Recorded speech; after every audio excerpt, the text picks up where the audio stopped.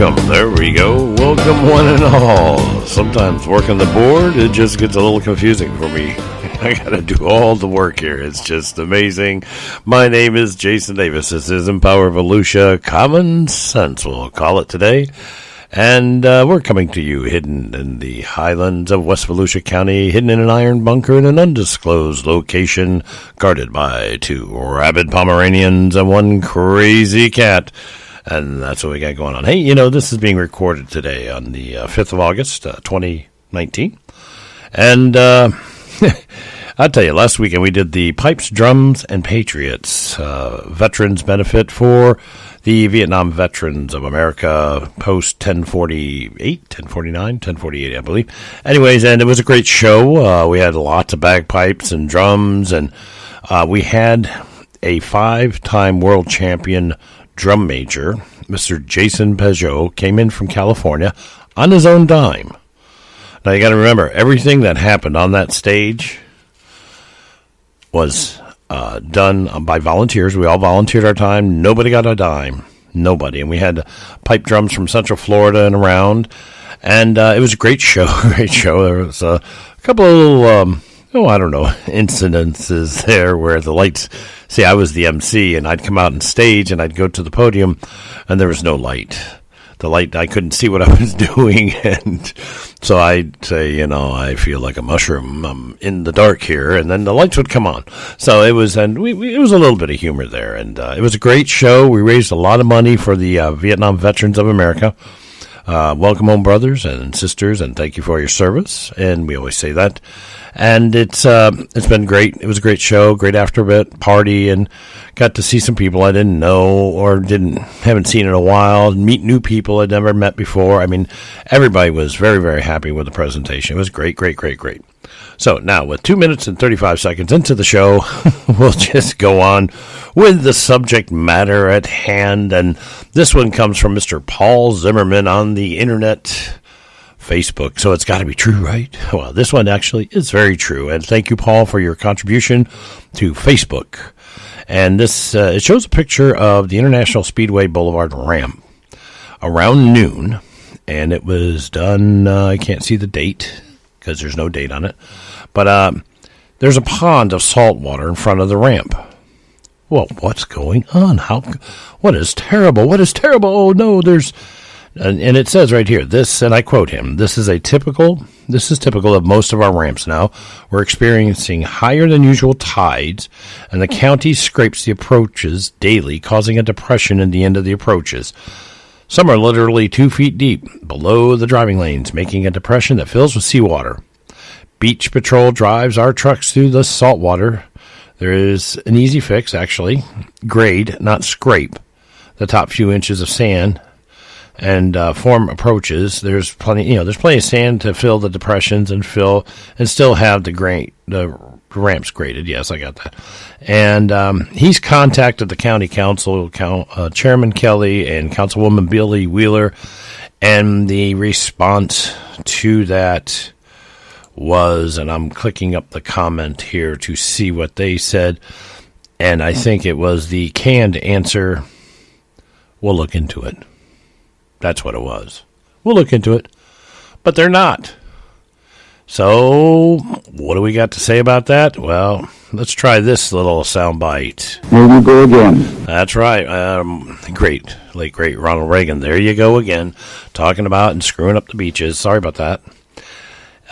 They do it all the time. And let me explain this to you. And I have to explain this to people constantly. The Volusia County beaches are a county park. That's number one. It's not a state, not a city, nothing. So, and Paul understands that, and he says that. He says the Beach Patrol, which is also a county organization, they're not actually doing the grading or anything, but they are literally just driving our trucks, because we're taxpayers. We own these damn things. And sorry, I get a little irritated about this stuff, but they drive our vehicles through the salt water, which is not good for a vehicle, and it destroys it. Now, the unusual high tides. Yes, right now we're in a supermoon kind of phase, which causes the tides to rise. On the full moon, we got another full moon coming up at the end of the month. It will be another what they call super high tide. But that's very abnormal. Very abnormal. What is actually happening is, and this is just simple physics, folks. And a lot of this stuff is really simple physics. When you grade or plow in front of these entry ramps, they're doing this. I don't know why. What they're doing is they're taking the topsoil or the top sand and removing it. Oh. So you're digging a hole. Oh. Yes, you're correct. Grading would be great, but there is a problem with grading beach sand. And the physics of it is this. When sand is dry and you try to move it, and let's say you dig it all up. You know, you dig up a pile of sand somewhere and you bring it there and you drop it on the ground. Poof. Because it's been busted loose and put in a truck or a trailer or whatever and dumped there, it's all fluffy. There's a lot of air in it. And it becomes what we here in Florida, as all of us young four-wheel drivers and motorcyclists used to call it sugar sand. And sugar sand, you can't drive through. You can barely get a motorcycle, an off-road dirt bike through that stuff. It's very soft. It's very broken up. So what you have to do, I mean, this is going to cost a little bit more money to do, but not a lot. If you move sand around there, that's fine. But once you disturb it and the ocean comes in, it just takes the loose sand right out. So what you have to do is you have to bring it in. You then have to wet it down. It has to get wet to re-adhere to itself. Then you got to drive over it with something and pack it in. That's the big key. If you don't pack the sand back down, it's loose and it just floats out to the ocean. It gets caught in the current and it actually moves north. That's what happens. It just moves right on up north and gets caught in the Gulf Stream and just floats right on up. And our sand that gets washed off here ends up actually some places like Jacksonville, South Carolina, and even New York. The sand moves around. And here's another problem. The EPA has said that you cannot just put any sand there. It has to actually be beach sand. So what we used to do when they built these hotels, the county would collect this sand and take it to a dumping space out there. Actually, it was on the other side of Highway 44. Out 44, or no, I'm sorry. Yeah, it was on 44. I'm thinking the roads right. And it was on the other side of the train track bridge. And there was a facility there, Volusia County facility. We had a sheriff's room out there. We had the Department of Elections used to be out there. I mean, you know, we got all these things out there, and there is a dump there. It's not a dump. It's a sand, or what they call a chat dump. And this chat dump is where we'd pour all this dirt we collected from when they would excavate for these beach properties. And then we could use that sand only, to bring it back to the beach. But like I said, unless you get it wet and pack it down, it isn't going to work. It's just going to wash right back out into the ocean. So, now comes the question. Why are we digging a hole there? Could it be, and this is total speculation, could it be that maybe the non-beach parking people have gotten their way? It sounds like it. Let's make it inaccessible for anybody. If we make it to where you can't get on the beach to park, then we can easily remove beach parking. That is a goal for a lot of people. Me personally, if I'm going to go to the beach, I would prefer to park on the beach. I'll pay the fine or the fee for the day, fine, fee, whatever, tax, whatever you want to call it, and I'll park on that beach. Because if I'm going there, I'm generally going to go with young kids, nieces, nephews, grandkids, whatever. My kids are grown and gone. But if, grandkids wanted to come up and go to the beach, heck, let's go to the beach. But I'm not going to tote a day's worth of supplies over a busy highway, also called A1A, and almost get run over, which has happened on a couple of occasions. People have been killed out there on that road because they had to walk across the road. Plus, you got small children, and you're trying to control small children bring a cart, the umbrella, the towels, the foods, the drinks, the whatevers, and get across that road, and kids are running all over the place, something's going to happen, and it's not going to be good. Wouldn't it be easier just to pull the car up there and park on the beach, open the trunk? All right, kids, let's go to the water. They head to the water. They splash around in there for 10, 15 minutes. All right, come on up. We got to get the car unloaded. They're happy. They got in the water, and then we get the car unloaded. And then we set up the umbrella, and you have your little snacks or whatever. And everybody has a great and wonderful time at the beach. As long as everybody realizes that that's a road going down the beach there. And you have to watch out for cars. And there's certain ways you have to follow the rules. We are a nation of rules. If we don't have rules, there's anarchy. And we don't want anarchy. Because that just has never, ever worked. So, could it be that this might be part of an agenda that nobody has known? That if we make it to where the water stays there at the beach, then, well, you can't get on the beach to park your car. Darn, we're just going to have to get rid of beach driving so that the county can spend millions and hundreds of millions of dollars on weedy little lots so that they can wipe them out and build parking lots. So then you can park on that side of the road and take all your stuff down the stairs and out to the beach. That's fine. But you will never have enough parking for people to go to the beach. Ever.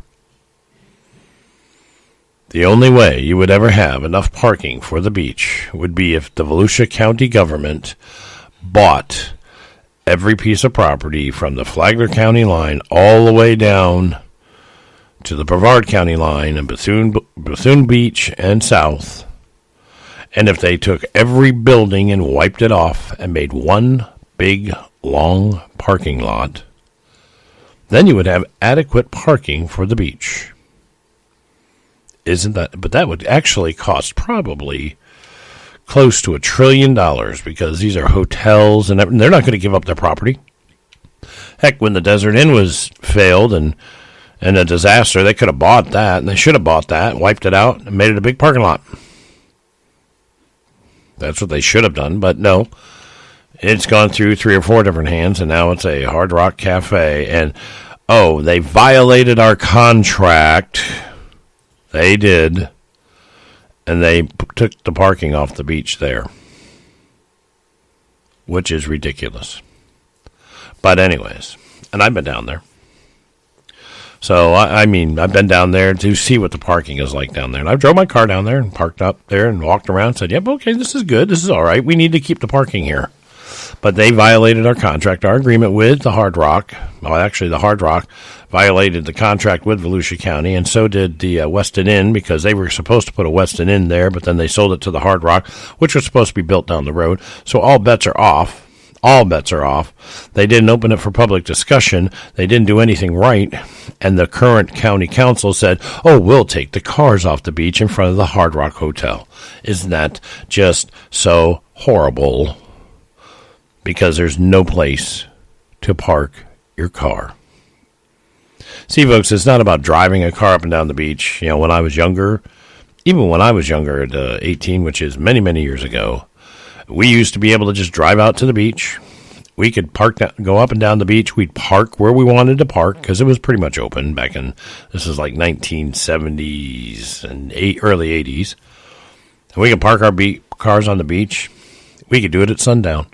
And we'd sit out there on the beach all night long, have our little bitty campfire, drinking our sodas and singing songs around the campfire. It was kind of like, if you ever watched some of the old beach blanket bingos and, all the beach movies like that. That's what we were doing here. We were doing it here too. And we'd get tired and we all go crash out in our cars or, pull up a towel and lay on the beach and you'd sleep there, but mostly we were up. We never bothered anybody. And we never had an issue with a turtle either. Matter of fact, turtles would come up. They'd see the fire, apparently. They'd go away from it, and they'd go up onto the sand dunes, and we've seen them several times climbing up there and laying their eggs. never stopped a turtle from laying an egg, ever. And then when the turtle was done, the turtle would crawl back in the ocean. We'd actually been up there and started a camp one night, and all of a sudden these little things started moving by. What the heck is this? We had a little campfire there. We saw these things off in the glimmering light. We'd walk over, what's this? Little baby turtles were scurrying to the ocean and at the nighttime. It never stopped them. They kept going. So, anyways, but I digress. This is a way, and just another attempt. I honestly believe that the, lobbyists to get rid of beach parking are trying to get the ramps shut down. If you can't get to the beach, you can't park on the beach. And if you can't park on the beach, well, then there's no beach parking. And once again, the liberals win, and they get to take the cars off the beach. You know, we find it very, very interesting, those of us that have lived here in Florida most of our lives, or all of our lives, and we've grown up and accustomed to the way our beaches are. We find it very interesting how these people come from up north, where there are private beaches. By the way, the entire beach line is a county park. It's not your private beach. Okay? I'm just pointing that out. It is not a private beach. The whole length is a public beach. And where there's no parking, and I actually, when I was the county chair, I was out there on patrol with Beach Patrol one day, and somebody stopped us and said, "They're on my beach. Get them off." I'm sorry, it's not your beach. Well, in New Hampshire or in Connecticut, I said, well, you ain't in Connecticut. And that's the thing. Up north, there's no parking on the beach. Nope. And they all have private beaches. And to be honest with you folks, if you want your private beach, go back up north. Buy a piece of property on the beach there, and you can live up there. But don't come down here and try to bring what you did up there down here. If it was so good, why didn't you just stay up there and just go ahead and stay in Connecticut or Jersey or wherever you came from, where you had your private beach, because you're not going to get it right here. Promises stupid as a stupid does. And that is a true statement. That is kind of stupid to bring down here. The idea is that we don't want, if we wanted the beaches to be private, we would have instituted that years and years and years ago. But Volusia County wants to maintain ownership of the beach. So that's the way it is, folks. So, could it be a private agenda? Maybe. Or could it just be poor maintenance on it? Maybe. I've got an idea. Instead of going to your county council, why don't you call Parks and Recs, because they're the ones in charge of the beach. That's right. Volusia County Parks and Recs are in charge of the beach. Why don't you call them and ask them, why aren't you replenishing the beach sand at the excesses so we don't have this problem? Instead of trying to get a political person who is really, let's just be realistic, they're not going to do anything. They're going to, I need an answer on this, and they're not going to get one, and they're going to let it go. Way too many times I've seen it happen. So, folks, just use a little common sense and go to the person that, let's just be honest, is really in charge of the beach, which is the Parks and Recs, and ask them to fix the problem. They don't need council approval to fix the problem on the beach. Let me try that again. They don't need Volusia County Council approval to fix issues on the beach. That's what they do. They do it to every other park in the entire county. They fix swing sets and bring dirt in and mow the grass and do all that stuff there. They do the maintenance on our properties. Yes, it's our properties. We are the taxpayer. It's ours. And you got to remember that, folks. These people work for you. That's who they work for. They work for you. So why don't we have Parks and Recs go there and tell them, let's get this problem fixed because it's starting to get on our nerves.